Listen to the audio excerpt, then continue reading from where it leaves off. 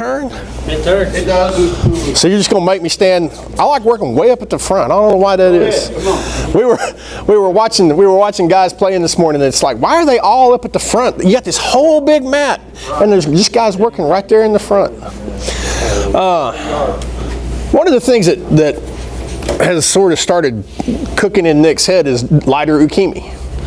You know, because you got a guy that's 52 years old, and it's like you can't really come out and do Ukemi anymore because you're too banged up and messed up. And I was thinking, you know, I watched some of the video stuff he did, and I'm like, I don't like that stuff. I'm so quick to dismiss things, you know, because change, you know, I don't like change. I like what I like. Because the Ukemi that we're doing is really good stuff. I mean, who has slipped and fallen on the ice or something in here? The ground comes pretty damn fast, doesn't it? And who got hurt falling on the ice? None of you. Everybody has slipped and fallen on the ice, nobody got hurt. That tells me our Ukemi that we're doing is pretty damn solid. So I'm kind of hesitant. I'm like, man, I don't like changing that. I don't want to get away from that. And I started thinking about it. It's like, man, there was a time back in the mid 90s probably.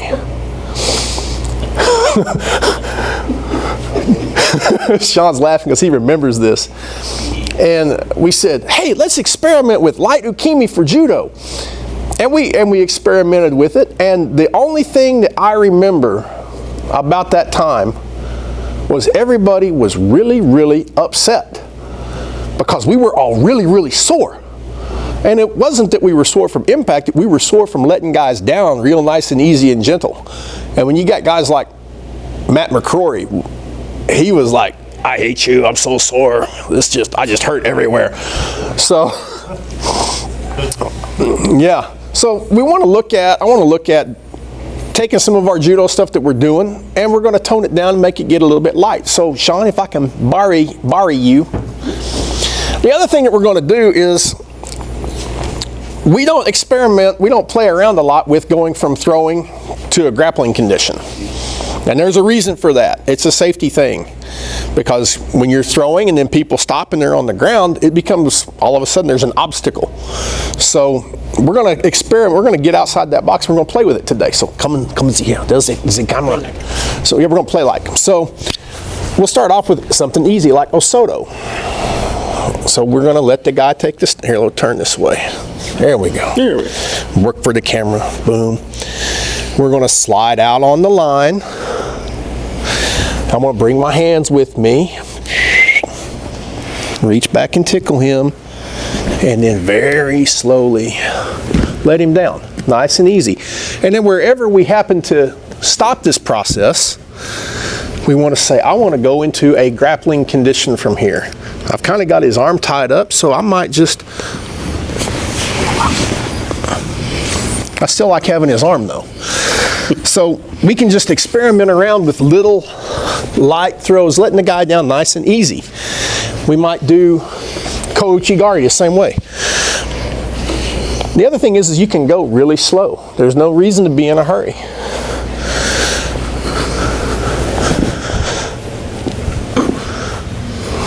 And then you can say, where could I go into a grapple from here? Man, I might just sit down again because I'm lazy. I tend to default to the same hold downs because I like them a lot. We could look at knee wheel. Let him down nice and easy. Got both of his sleeves. Man, I might do this time. Lay on that hand instead.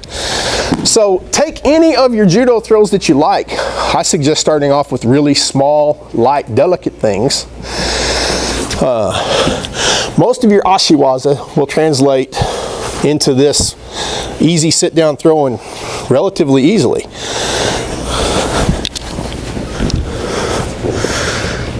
You can translate into these little light throws. Hip throw and shoulder throw, not so much. Gravity takes over, becomes very hard to decelerate the man fighting gravity. It can be done. I'm going to let young guys do that.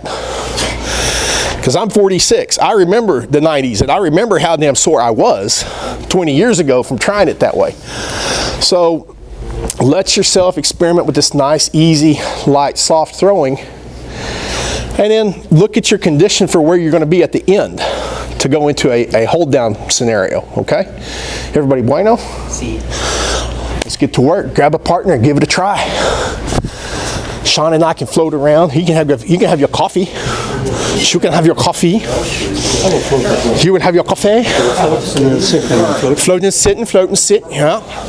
When we're making our initial thing with the man, the first thing is, you guys are all doing really, really good. I'm not hearing any thumping. There's no impact, right? So when we make our, I don't even know, let's do this one. I want to make sure that I'm keeping good posture. I've got my knees bent, my back is straight, and I want to let the guy down real easy.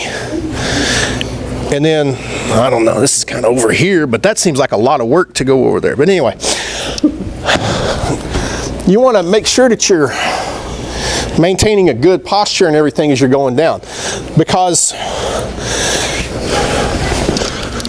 this is how you get pulled down, and this is how you hurt your back. I'm trying to retard the falling of a 200-pound guy all bent over. That's how you get yourself hurt. 200 pound, that's nice. That's generous. Yeah. Give or take. Give or take. So when we make our thing happen, we want to make sure that we're in this really good space where we're finishing our thing. Using your knees and your legs to gently, yeah, that's one reason we were all so sore, is because you're really trying to let the guy down so nice and gingerly. So making sure that you're not is important. So is everybody getting it to work pretty good?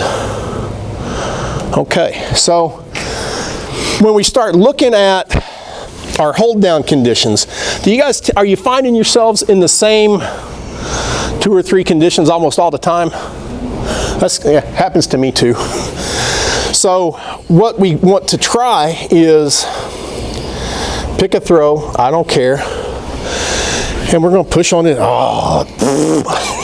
Push on his foot and let him down. Bad. You see him hit and bounce? Bad on me. From here, say, how many different hold downs can I do? Right.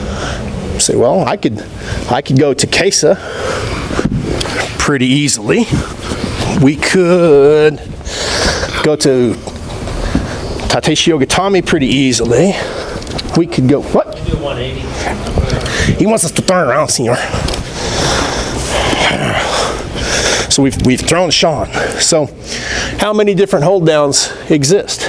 I mean, you can step over the leg, go into your kesa, real simple, with your switch. Whenever you're going into these hold down conditions, I'm going to flip you this way. There we go. When you're coming in to make your approach, be very cautious of this inner thigh. Do not drop your knee onto that.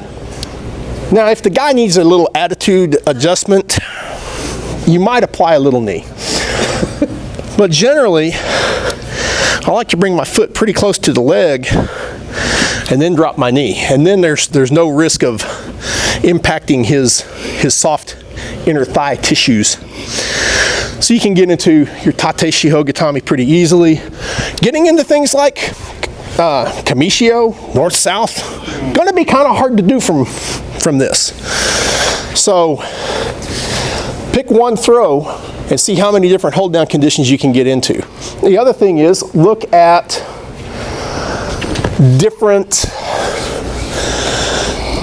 sometimes you get little bonuses as you're working.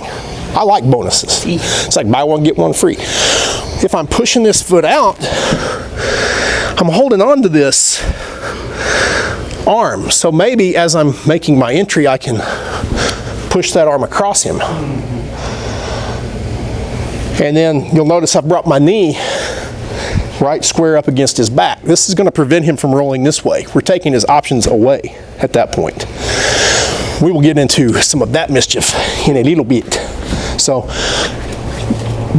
work your hold down, work one throw, and work as many hold down conditions out of that as you can, okay? Let's do it. Take your senor. Do it. Light and easy. Probably getting there a lot more than what you would in other circumstances, right? Because I rarely end up with that arm getting involved. So let's take a look also with, since we sort of touched on it, there's a couple of other, are you guys finding yourselves with armbar setups pretty regular also? Okay, so since we're going to look, since armbars are coming into play, I want to look at a couple of things with armbar. I'll start off with the Aikido perspective on armbar, okay? So if we have, let's go over here, say hi to the camera. If we're going to work on wakigatame, right? Wakigatame. This is not where we do wakigatame, is it? We do it up here because we're affecting this angle. 90 degrees, he's still pretty strong.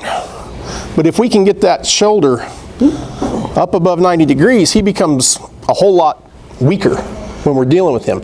Little bitty tiny muscles in the shoulder. So if we're going to find ourselves involved in armbar conditions, I don't know, maybe we'll go juji gatame. I don't want to do my juji coming out here. I know that all the picture books show you, and all the great competitive people, they come right out here. But this looks like the wakigatame that we don't do.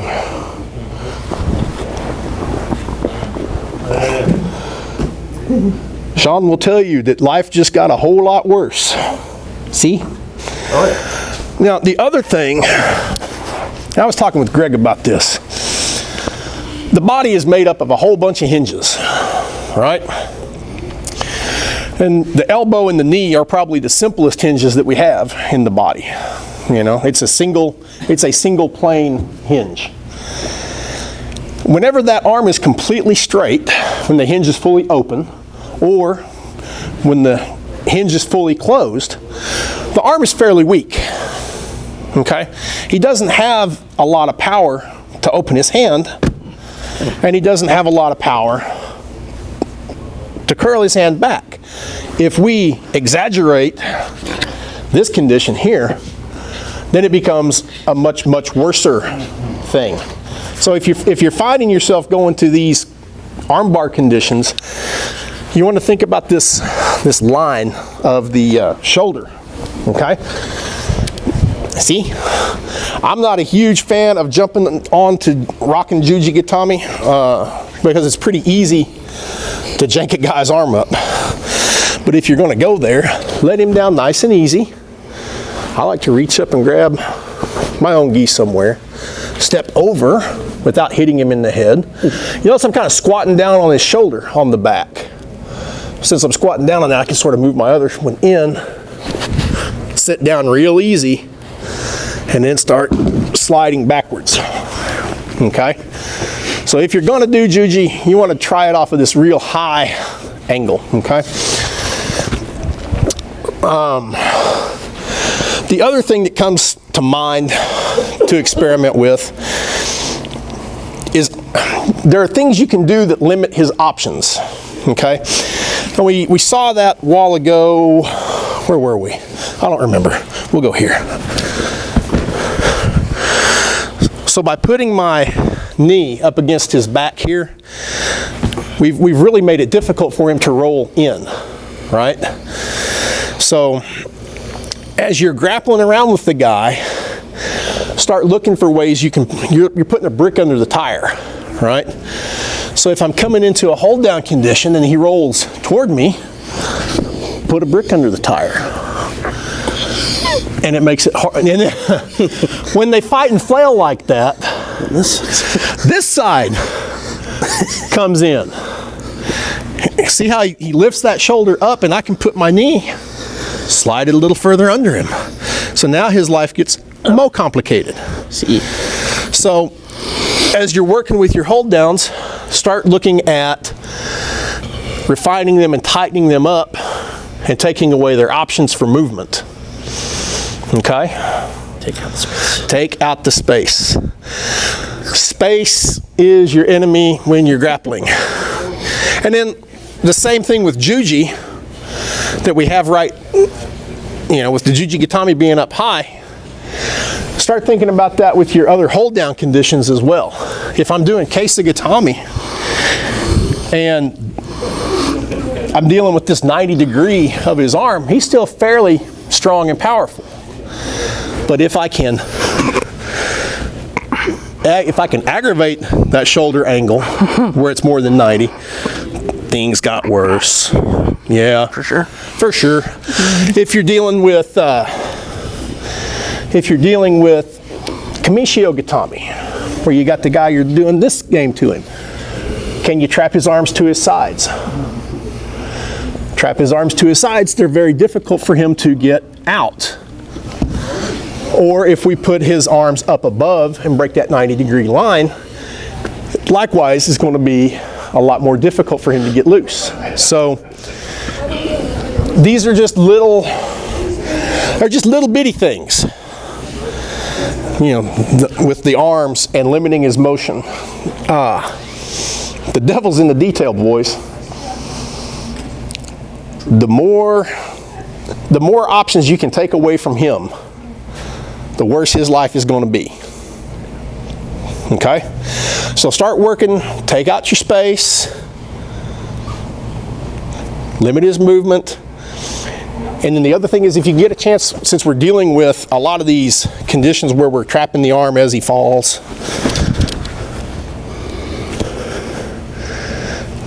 if you can push that arm down and then get on top of it. Push this arm down, get on top of it. So when you work your butt off and get a piece of control, take it all the way. Why would I give up a solid piece of control for something random that I got to go work for, right? So experiment around with that, and then we'll do a little bit more. I need a mo. I'm gonna have to remember. I'm going to have to do the straight jacket.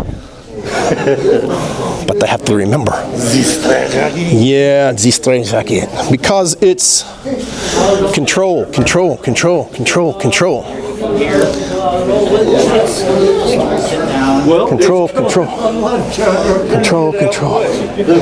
Well, it's this way, and that would be my natural reaction. Oh, isn't this just friggin' tragic? Well, I thought I could trap this under here and do something with Yeah, smite him. Right there. Smite him. It's not very satisfying, this sort of ukemi and letting guys down gently. It's not very emotionally gratifying. It feels better to smite guys. I like smiting guys, but it is sexy to smite them. I was reminiscing earlier. It's like when I was thinking back to the 90s, it's like I know that Sean and I have run people off with the crazy ukemi that we do.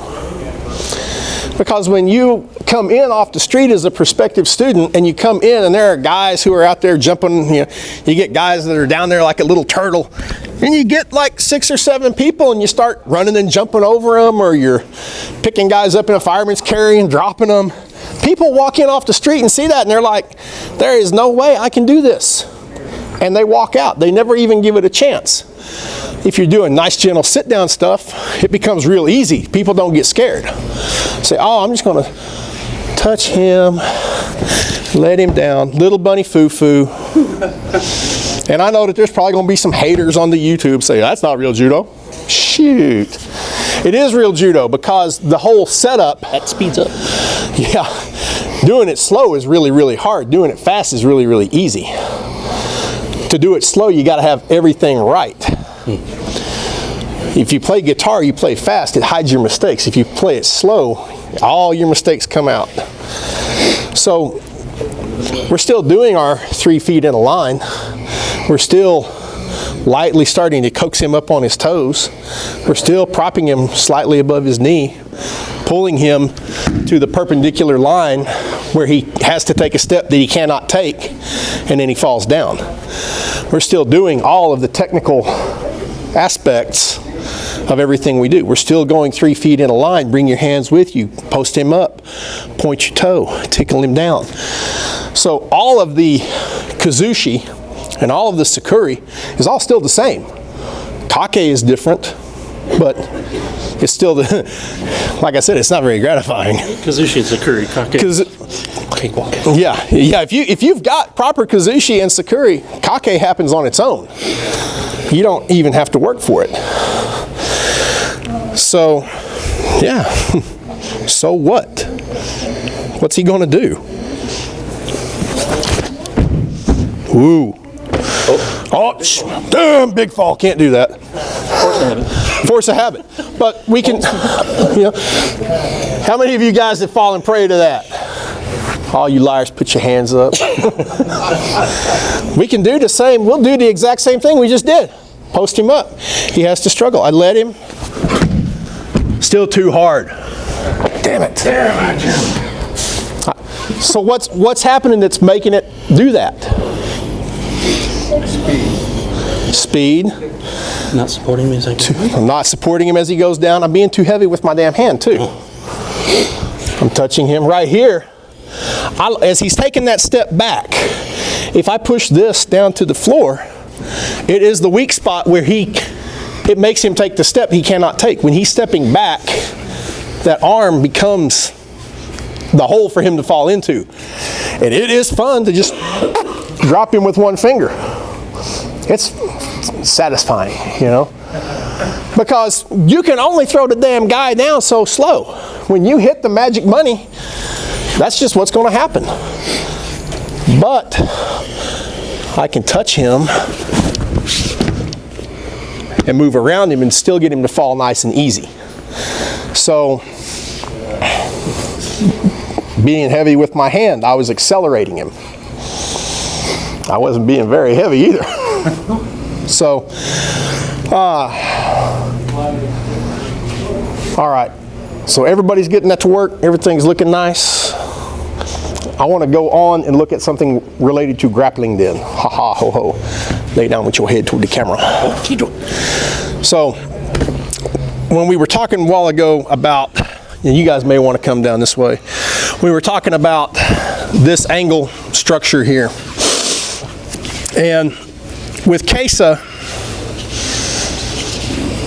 I like elevating that shoulder. Carl put me in kesa one time.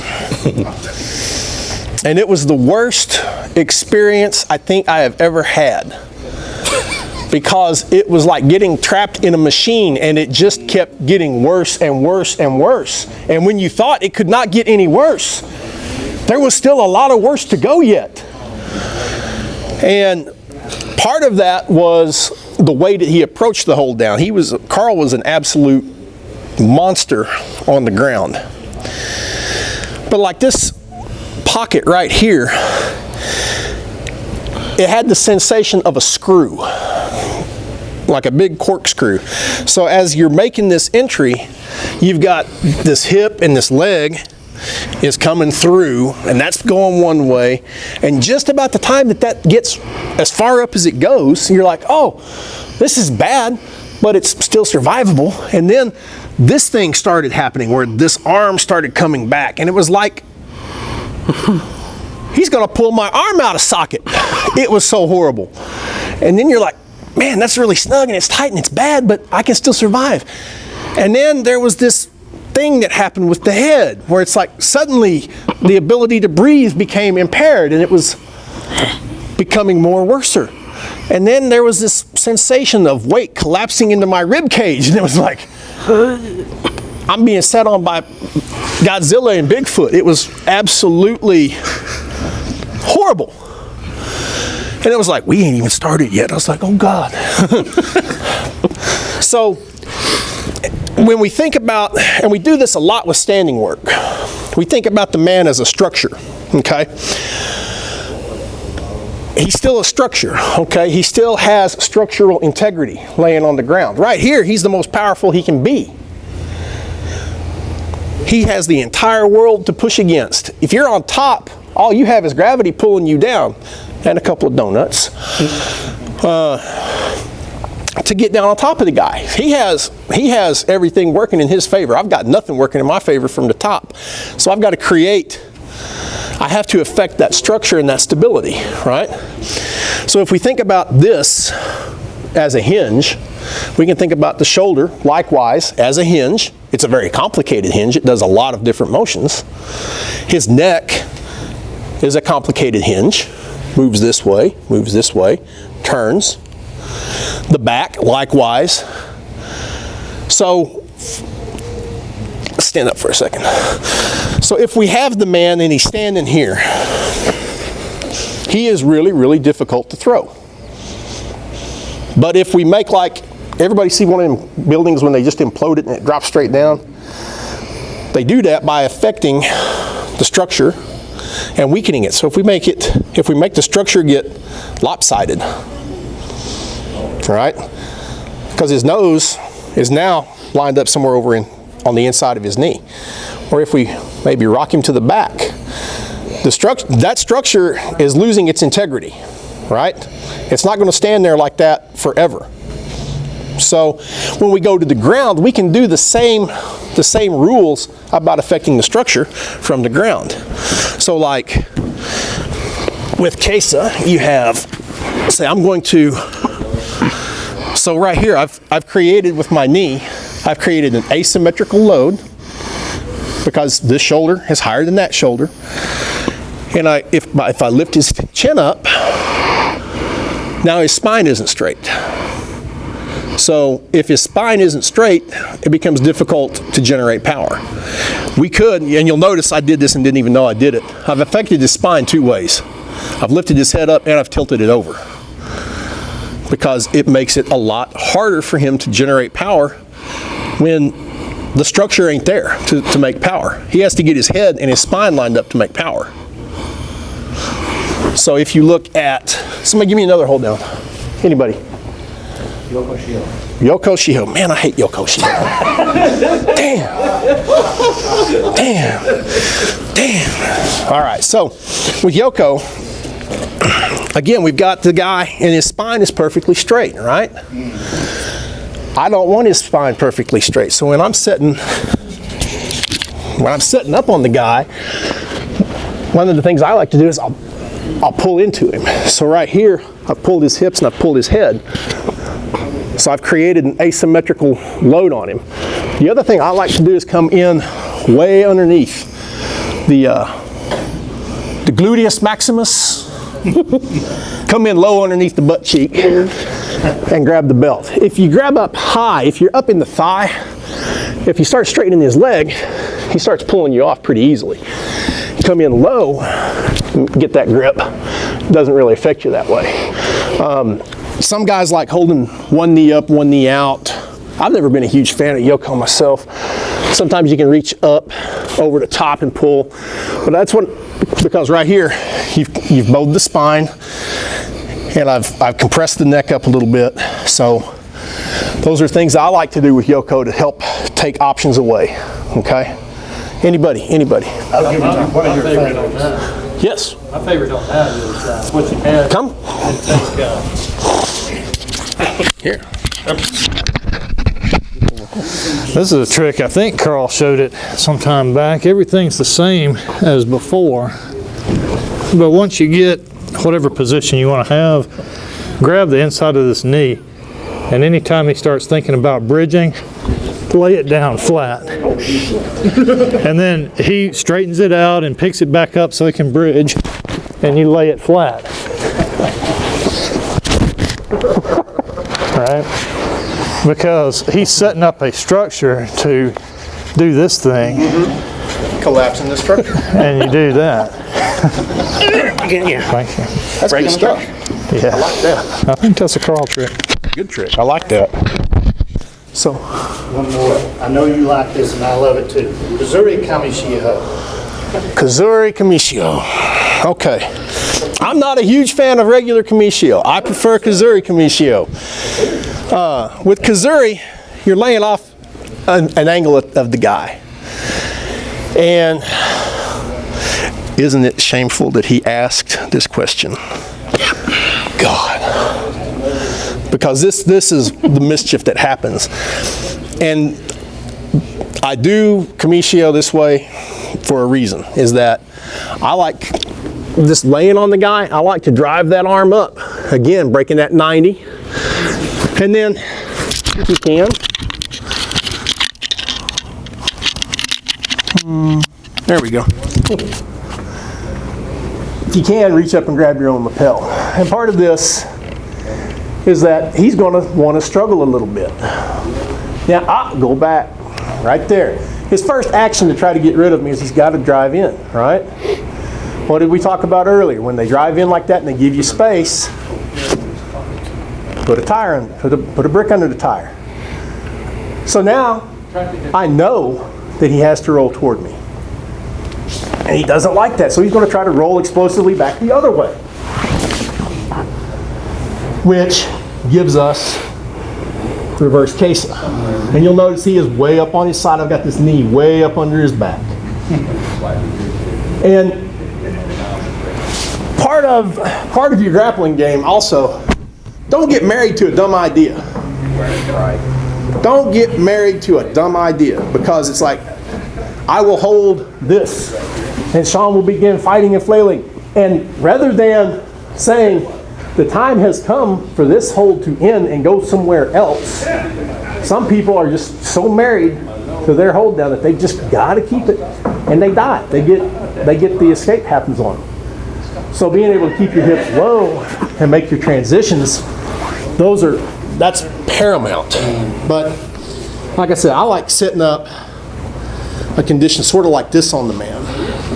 And like I said, the first time he twitches to roll into me, I'm going to make a tire, make a rock underneath him over here somewhere. That's my take on that. Who over here has something? Nobody? I was mentioning katagatame. Katagatame? Katagatame, you're dealing with this pressing of the arm in the face. I'm not, we used to do katagatame a lot. You would start from your kesa and you would roll your belly forward, roll your weight forward to trap that arm. So then you can take it and shove it there pretty easily. From there, some guys like, I used to just do it down here low like this. And then some guys would like to get more like this so they can get a better drive. Break under a tire back there. Yeah. His knee. Yeah, my knee gets lodged underneath that back pretty easily. Anything to add? Anything? Bueller? So when we start thinking of our grappling, you got to start, number one, you got to be willing to give up the hold down. When it's time, when it has expired, it's like the milk in the fridge. When it has expired, it is time to throw it out. You don't want to say, well, that milk might still be good for that bowl of cereal. No. Pour some chocolate syrup. Put some chocolate syrup in it. That'll make it taste. No. Throw the milk out. When it's time to let it go, let it go. Go to the next easy thing. If we look at yeah, there we go. Good, bueno. So from this, I'm just going to show you guys this. If you want to experiment with it, you can. There's video of it on the internet already. Is that when he starts this turning in process, we're starting off here. And like I said, I do it this way for a reason. Is that his first option, he has to turn in. He can't escape turning out. He's got to turn in. He turns in, block the tire, and sit up, right? So now he's in this problem where I've got his shoulder over here is lifted. I've got him chalked underneath here. So he's going to fight and struggle. And when he does, right here, when he turns in right there, This is when the bad thing happens, is that I just take this and say, I'm just going to lay on his belly, and I'm going to drive this hand up and over. And this is very bad. Yes. I mean, okay, 220. You got my donut eating ass laying on top of you. Mashing down between, because that's the thing, is you're getting these arms and they're spreading. As you're dropping your weight, you're trying to make these things spread apart. And then you're cupping the head and you're like, you get there and you're like, I wonder what would happen if I arched my back, like they teach you in skydiving school, where you're in skydiving school, they make you do this thing. It's like, man, maybe I should do that thing right now. Good God. It'll make your eyes cross, I promise. Don't do this to your partner if they got tight shoulders, okay? Don't even, if your partner has bad shoulders, don't even think about that last step, okay? Because it puts a lot of torque on the shoulders, really bad. But everything is just a series of controls, limiting options, right? I know, I mean, we can't predict the future 100%. If I could, I would be on the beach with my new friends winning that lottery money. But I can predict certain events, right? If I'm set up on the man, I know that Sean has to turn to his left in order to try to make any sort of an escape action. He has to. Turning to his right's not going to get him anywhere, right? So if he's here, what do we know he has to do? He has to roll back that way. But what if I said, man, maybe instead of being here, what if I just leg switched and came over here instead? Still has the control. Still got this arm control thing. Still kind of got the chocks under the tires. Might be tempted to slide a hand up in a collar. Start mashing on the little choke action. You could roll him the rest of the way to the arm bar. There's all kinds of things that exist. But you've got to let yourself go slow. You got to go slow, because your conscious head has to see it, it has to recognize it, and it has to say, hey, you could do this other thing. Do the things you don't normally do, right? If we get where we do the same dumb things all the time, you don't ever grow any. You know, you've got to do the things that you don't do. Slow, methodical grappling where you're dealing with the guy, control the structure. Always have some kind of point of control. Affect that structure. Affect the spine, tilt the head, do something. Work the arm, get it up. You could just say, man, I think I'm just going to hold this hip on the ground.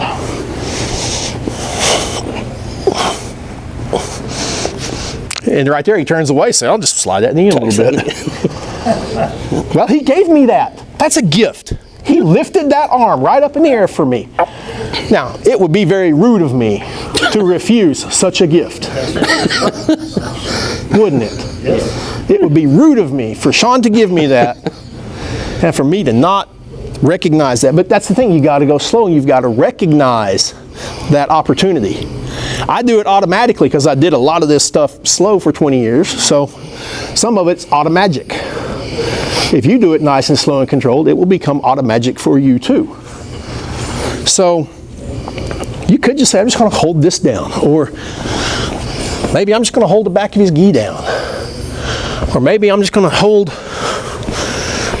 his arm down, right? I mean, we've seen this happen today already, right? So let yourself go ahead. What we got? What time are we breaking? Noon? 20 minutes? Let's call it 20 minutes. Get with your partner and just experiment real slow, very light. Don't have an agenda, okay? Ukemi will pull you into the next. Ukemi will pull you to the next move if you let him. If you let him.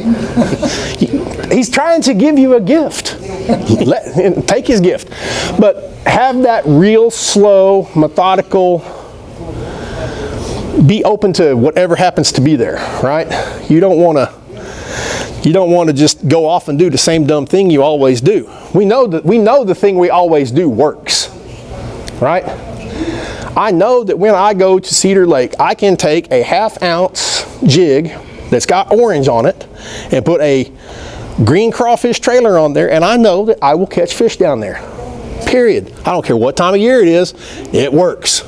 Don't know why, I know it works. If you let me have my way, I will have a jig rod in my hand fishing the same damn bait for 4 days.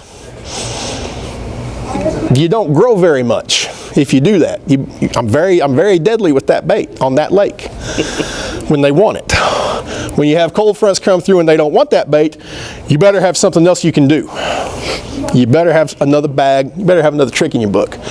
So that's the thing, guys, don't do the same thing you always do because it always works. Try something new, be different. So let's get to work, try it. Thank you, thank you, thank you.